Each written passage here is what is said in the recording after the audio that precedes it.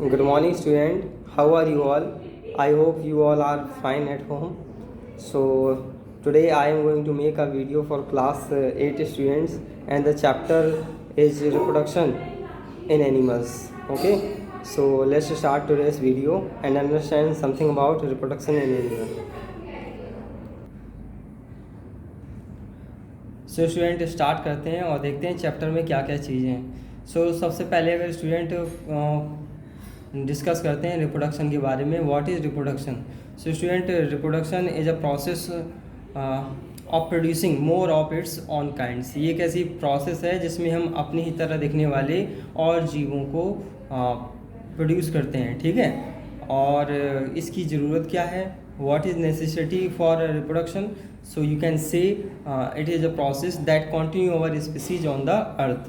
Means ये एक ऐसी प्रोसेस है जो कि हमारी स्पीसीज को अर्थ में बना के रखती है, ठीक है। जैसे एक लिमिटेड टाइम तक हम लोग सर्वाइव करेंगे, इसके बाद हमारी डेथ हो जाएगी। प्लांट्स भी हैं तो वो भी एक निश्चित समय तक के लिए ही रहेंगे, इसके बाद वो डाई आउट हो जाएंगे। दैट मीन्स डाई आउट होने का मतलब ये है कि वो मुरझा जाएंगे, ठीक है। तो स्टूडेंट, जैसे प्लांट्स हैं या हम लोग हैं और एक निश्चित समय तक सर्वाइव करेंगे, इसके बाद डाई आउट हो जाएंगे, तो हमारी स्पीसीज अर्थ में कहीं ऐसा ना हो कि एक्सटिंक्ट हो जाए, गायब हो जाए। तो उसको दूर रखने के लिए हमें रिप्रोडक्शन करना पड़ता है, ठीक है।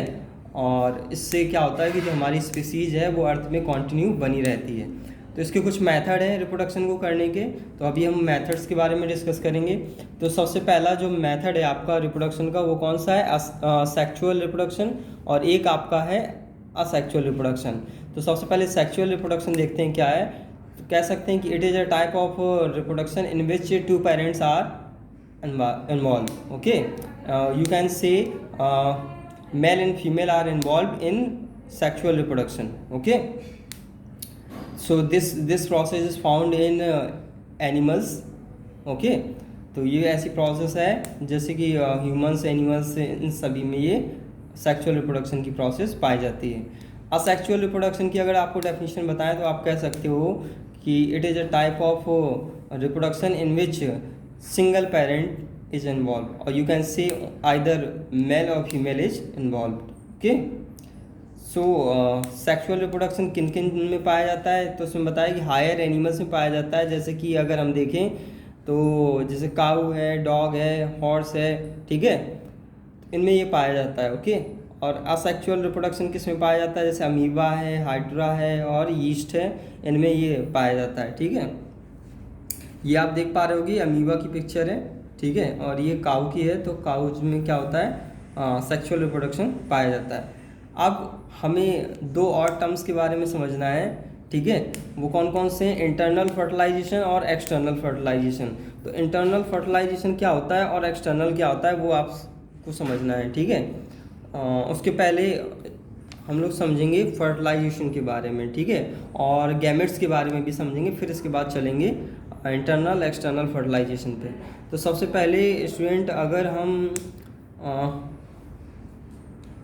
गैमेट्स की बात करें तो मेल गैमेट्स अगर देखें तो मेल गैमेट्स आपका स्पर्म होता है, ठीक है। मेल गैमेट्स को क्या कहते हैं, स्पर्म, यानी जो मेल के अंदर गैमेट्स बनते हैं उसे हम स्पर्म कहते हैं, ठीक है। और फीमेल के अंदर जो गैमेट्स बनते हैं उनको हम एग्स या फिर ओवम कह सकते हैं, ठीक है। और ये ऑर्गेनिज्म कैसे होते हैं, इन ऑर्गेनिज्म को हम ये यूनिसेक्सुअल ऑर्गेनिज्म कहते हैं। क्यों कहते हैं यूनिसेक्सुअल ऑर्गेनिज्म, क्योंकि इनके अंदर आइदर मेल पार्ट होता है या फिर फीमेल पार्ट होता है। तो जिन ऑर्गेनिज्म के अंदर की या तो मेल पार्ट या फिर फीमेल पार्ट होता है उसको हम क्या कहते हैं, उनको कहते हैं यूनिसेक्सुअल ऑर्गेनिज्म, ठीक है। तो इनमें से कौन कौन से आते हैं, देखो इसमें बताया गया है कि इसमें हम रख सकते हैं जैसे कि cockroach, frog, fish, bird, reptiles और ह्यूमंस, ये सभी यूनिसेक्सुअल होते हैं। इनमें केवल वन सेक्स ही होता है, या तो मेल होगा या फिर फीमेल होगा, ठीक है। इसके अलावा हर्मैफ्रोडाइट देखना है स्टूडेंट कि हर्मैफ्रोडाइट क्या होता है। सो स्टूडेंट, हर्मैफ्रोडाइट को हम बाइसेक्सुअल भी कहते हैं, यानी ऐसे ऑर्गेनिज्म जिनमें मेल और फीमेल दोनों सेक्स ऑर्गन्स मौजूद होते हैं, मेल के भी और फीमेल के भी दोनों सेक्स ऑर्गन मौजूद होते हैं, उनको हम कहते हैं हर्मैफ्रोडाइट या फिर कहते हैं बाइसेक्सुअल ऑर्गेनिज्म, ठीक है। ये किन किन में होता है, ये पाया जाता है अर्थवॉर्म में, लीच में और हाइड्रा में, ठीक है। तो इनको हम हर्माफ्रोडाइट कहते हैं या बाइसेक्सुअल ऑर्गेनिज्म कह सकते हैं। ठीक है, इसके बाद और आगे मूव करते हैं और भी चीज़ें समझते हैं। ठीक है,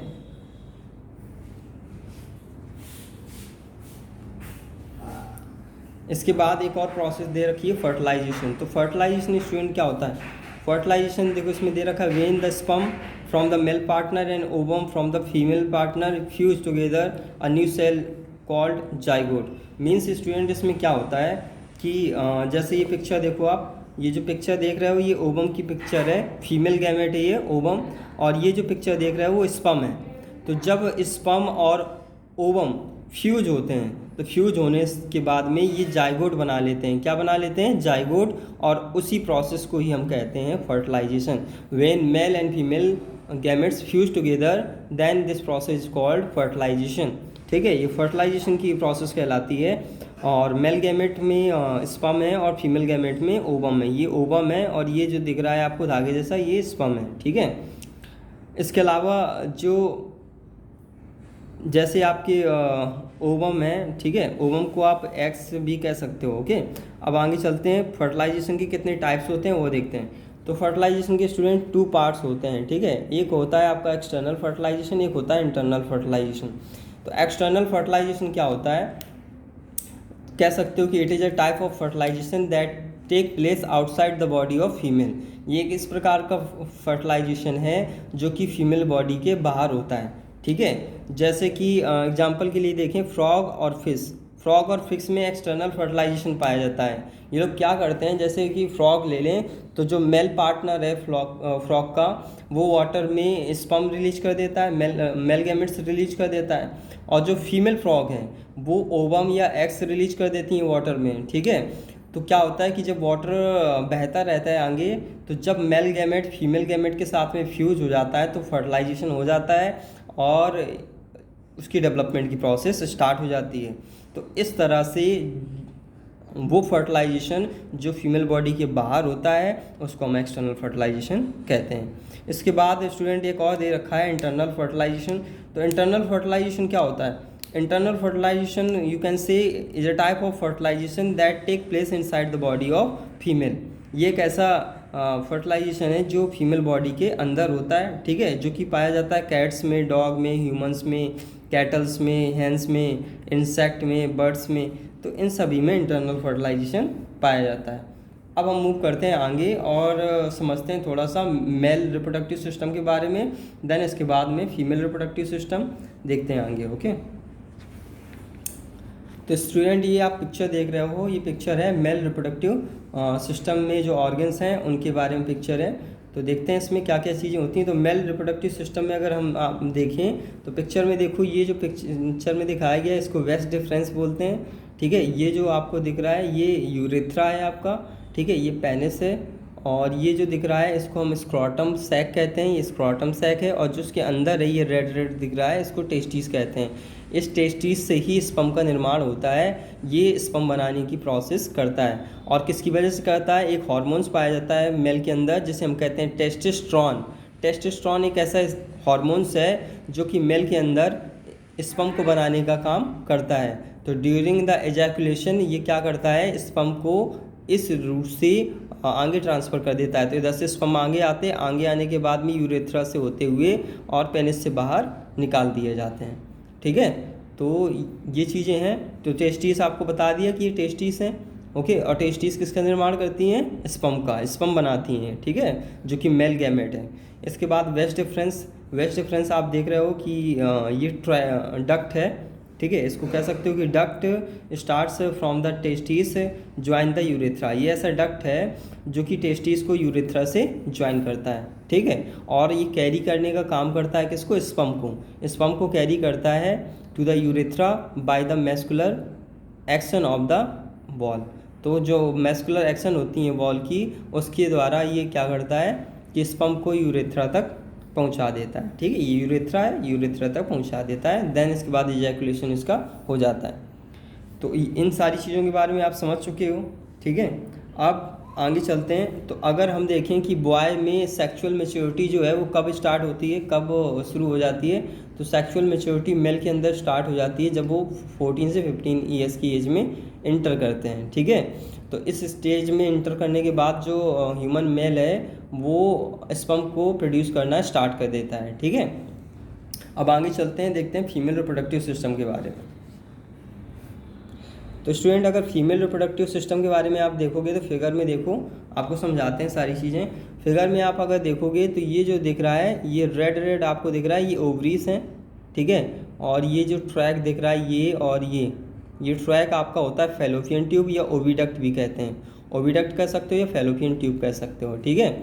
और ये जो स्पेस है इसको हम कहते हैं यूट्रस। ये आपका यूट्रस है, ये आपकी वजाइना है, ठीक है। तो ये फीमेल रिप्रोडक्टिव सिस्टम का स्ट्रक्चर है। किसका क्या फंक्शन है वो आपको एक्सप्लेन किए दे रहे हैं। जो ओवरीज हैं वो फॉर्मेशन करती हैं एग्स का या ओवम का, कह सकते हो कि एग्स और ओवम का फॉर्मेशन करने का काम होता है ओवरी का, और वो एक सर्टेन एज में जाने के बाद में ही करती हैं। जब फीमेल या कह सकती हो जो गर्ल्स हैं वो रीच करती हैं प्यूबर्टी की एज में इंटर कर जाती हैं, जो कि एज होती है 11 से 13 की। जब वो 11 से 13 की एज में इंटर कर जाती हैं तब उनकी 2 में से एक ओवरी एवरी मंथ एक मैच्योर एग इससे रिलीज करना स्टार्ट कर देती है। जब इससे एक मैच्योर एग रिलीज करती हैं तो वो इससे निकल कर आ जाता है फैलोपियन ट्यूब में। फैलोपियन ट्यूब में निकल आता है जहाँ पर कि वो स्पर्म के आने का इंतज़ार करता है। अगर उसे स्पर्म नहीं मिलता तो वो इससे बाहर आ जाता है, ठीक है। अब उसी टाइम पे प्रोसेस क्या होती है कि जब ओवल्यूशन होता है या जैसे कह सकते हो कि ओव्यूल या एग्स निकलता है तो जो ये यूट्रस वॉल है वो थिकन हो जाती है, प्रिपेयर हो जाती है एक फर्टिलाइज एग को रिसीव करने के लिए, ठीक है। थिकन हो जाएगी, इसमें ब्लड वेसल्स बन जाती हैं ताकि अगर कोई फर्टिलाइज एग यहाँ पर स्पर्म और एग्स मीट हों, फर्टिलाइज हो जाए एग, तो उस फर्टिलाइजेशन के बाद में ये जब आए यूट्रस में तो यूट्रस वॉल इसको कनेक्ट कर सके, जोड़ सके, इसलिए ये वॉल थिक भी हो जाती है, इसमें ब्लड वेसल भी बन जाती हैं ताकि बेबी का यहाँ पर डेवलपमेंट हो सके। लेकिन जब यहाँ पर स्पर्म नहीं पहुँचता है तो ये एग इस रूट से बाहर निकल आता है और ये यूट्रस वॉल ब्रेक हो जाती है। ब्रेक होने के कारण इससे ब्लड निकलता है जो कि इस रूट से बाहर आ जाता है। और जब ये ब्लड निकलता है तो उसी प्रोसेस को हम बोल देते हैं मेंस्ट्रुएशन साइकिल, जो कि 28 डेज के इंटरवल में होती रहती है। इसको मेंस्ट्रुएशन साइकिल आप बोल देते हो। इसमें एक दो की टर्म्स और हैं स्टूडेंट कि जब फीमेल्स में या गर्ल्स में स्टार्टिंग होती है, ठीक है, मेंस्ट्रुएशन स्टार्ट ही होता है, ब्लीडिंग की प्रोसेस स्टार्ट ही होती है, उसको हम कहते हैं मेनार्की, और जब ये प्रोसेस एंड होती है 45 से 50 ईयर्स के बीच में। 45 से 50 ईयर्स की एज में जैसे ही वो एंड हो जाती है तो उसको हम कहते हैं मेनोपॉज। उस प्रोसेस को हम कहते हैं मेनोपॉज, ठीक है। अब आगे चलते हैं।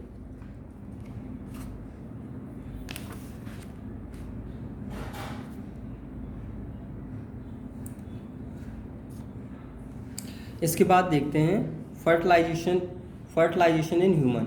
तो फर्टिलाइजेशन ह्यूमन में कैसे होता है हमने आपको पहले ही बता दिया कि when male gamete fuse with female gamete, I mean sperm fuse with ovum, then the eggs get fertilise, ठीक है। तो एग क्या होता है, फर्टिलाइज हो जाता है। देन इसके बाद वो बन जाता है जाइगोट।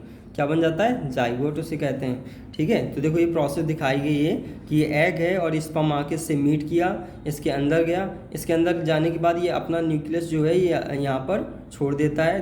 देन इसके बाद जाइगोट बन जाता है, ये जाइगोट है, ठीक है। तो इधर तक सारी चीज़ें क्लियर हो गई होंगी आपको। अब चलते हैं आगे, डेवलपमेंट ऑफ एम्ब्रो को पढ़ते हैं कि डेवलपमेंट एम्ब्रो का कैसे होता है, ठीक है। तो देखो इसमें लिखा है कि after the formation of zygote it divides rapidly to give rise to a wall of cell, the cell then begin to form groups. तो क्या कह रहा है कि जब जाइगोट का फॉर्मेशन हो जाता है इसके बाद ये बहुत ही तेज़ी से डिवाइड करना शुरू कर देता है, ठीक है, अपने आप को डिवाइड करना। देखो ये देख रहे हो कि बॉल के जैसे स्ट्रक्चर बनाए और बहुत सारे सेल्स कनेक्ट हो गए हैं, तो ये फास्ट अपने आप को डिवाइड करना शुरू कर देता है। और ये आप देख पा रहे हो कि कनेक्टेड है, किससे कनेक्टेड है, ये यूट्रस वॉल से है, ये जुड़ गया है, ठीक है। ये जाके बताया ना कि यूट्रस वॉल से जुड़ जाता है, इधर भी देखो, इधर देखोगे तो समझ में आ जाएगा।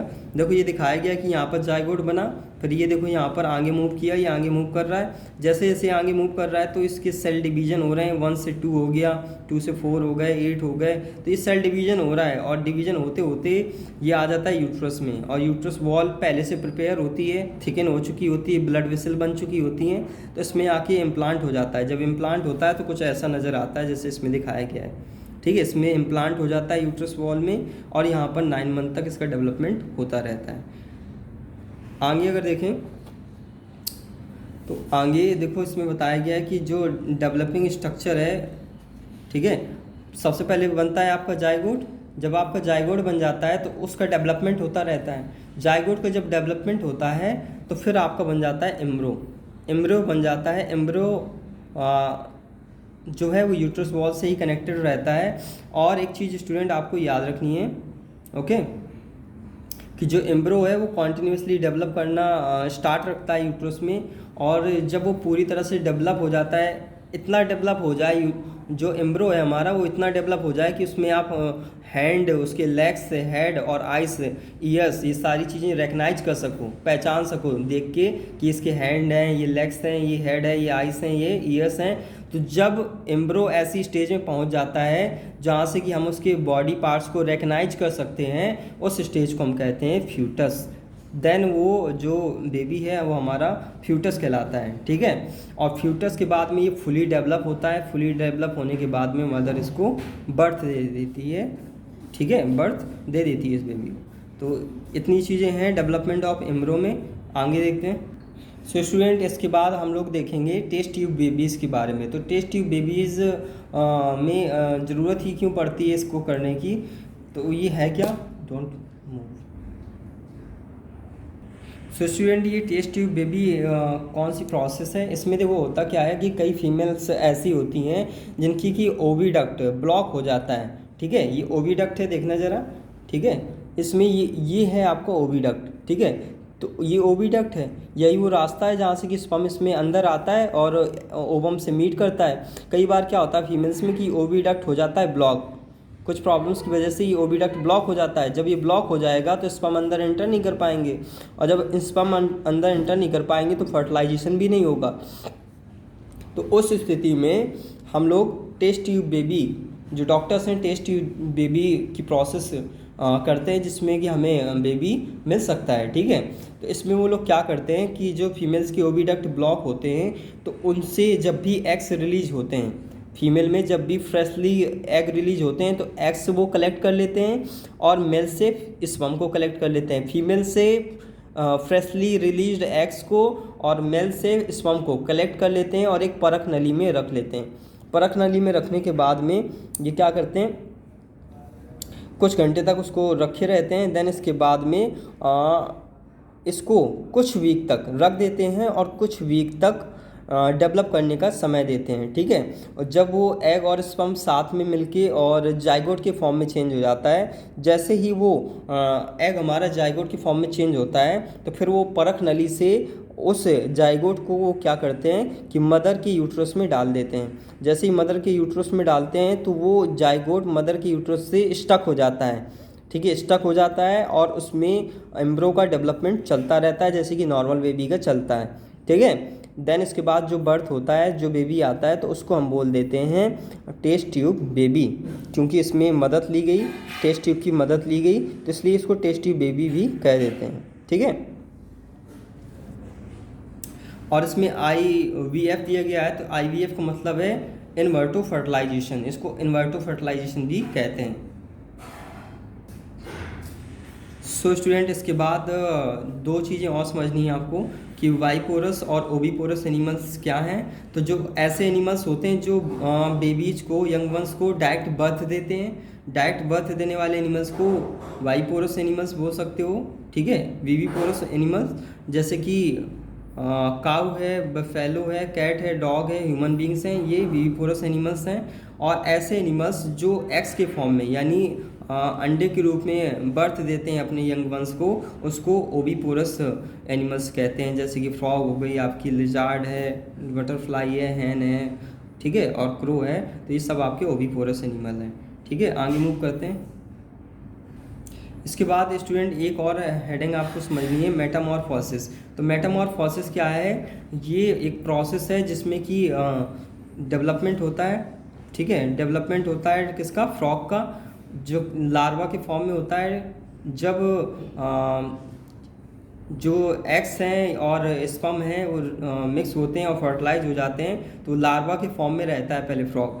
तो लार्वा के फॉर्म से जब वो एडल्ट सिल्क वॉर्म में चेंज होता है, तो इस ट्रांसफॉर्मेशन की प्रोसेस को ही हम कहते हैं मेटामॉर्फोसिस, ठीक है। ये पिक्चर देखो, आप समझ में आएगा। ये फर्टिलाइज एग हैं, देन इसके 2 या 3 डेज के बाद ऐसा फ्रॉग बन जाता है, फिर 6 डेज में ऐसा हो जाता है, ठीक है। 12 वीक्स के बाद में इस तरह का हो जाता है, 16 वीक में इस तरह का हो जाता है, और एडल्ट फ्रॉग इस तरह का हो जाता है। तो ये जो डेवलपमेंट की प्रोसेस है फ्रॉग की, इसी को कहते हैं मेटामॉर्फोसिस। इसके बाद स्टूडेंट असेक्सुअल रिप्रोडक्शन देखें एनिमल में। तो असेक्सुअल रिप्रोडक्शन हमने आपको बताया था कि it is a type of reproduction in which single parent is involve, या you can say either male और फीमेल इज इन्वॉल्व। ये ऐसा रिप्रोडक्शन होता है, इस टाइप का रिप्रोडक्शन होता है जिसमें कि सिंगल इंडिविजुअल इन्वॉल्व होता है, सिंगल इंडिविजुअल ही इन्वॉल्व होता है इसके अंदर, ठीक। अब ये करने के, असेक्सुअल रिप्रोडक्शन करने के कुछ तरीके हैं। जैसे कि पहला तरीका है बाइनरी फिजन। बाइनरी फिजन में क्या होता है कि जो एक मैच्योर सेल है वो 2 डॉटर सेल में स्प्लिट हो जाता है, ठीक है। वो 2 इक्वल हाफ्स में डिवाइड हो जाता है। ईच हाफ जो है वो डेवलप होता है, डेवलप होने के बाद एक मैच्योर इंडिविजुअल में चेंज हो जाता है। तो यू कैन से binary fusion is a type of reproduction in which single individual split into 2 equal halves and each half become a new individual, ठीक है। आगे चलते हैं।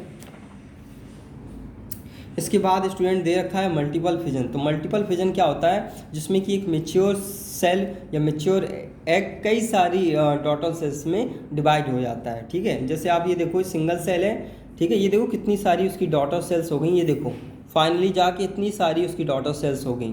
तो कह सकते हैं कि it is a type of reproduction in which single cell produces many daughter cells, ठीक है। तो ये है आपका मल्टीपल फिजन। अब आगे चलते हैं, आगे देखते हैं बडिंग। बडिंग में क्या होता है स्टूडेंट? बडिंग कहते क्यों है? बड का क्या होती है? जैसे कली होती है ना, उसको बड बोल देते हैं, ठीक है। तो जैसे ये आप देख रहे हो हाइड्रा का ये प्लांट है, तो देखो इसमें क्या होता है कि एक बड निकल आती है, ये बड कहते हैं इसको, ठीक है। बड निकल आती है, इसका डेवलपमेंट होता है पूरा, और जब ये पूरी तरह से डेवलप हो जाता है बड, तो इससे पेरेंट से क्या होता है? ये अलग हो जाता है, अलग हो जाता है। इसी प्रोसेस को हम कहते हैं बडिंग। तो you can say budding the process in which small outgrowth come out of the parent body and after being fully developed this bud detach from the parent body, okay. तो ये budding की process है, budding के अंदर इतना होता है, ठीक है। तो आई होप कि इधर तक सब कुछ क्लियर हुआ होगा, और इतना ही इस चैप्टर में। मिलते हैं एक दूसरे वीडियो में कोई और इम्पॉर्टेंट इन्फॉर्मेशन को लेके, किसी और एक चैप्टर को लेके। तब तक be happy, be safe and take care, good bye.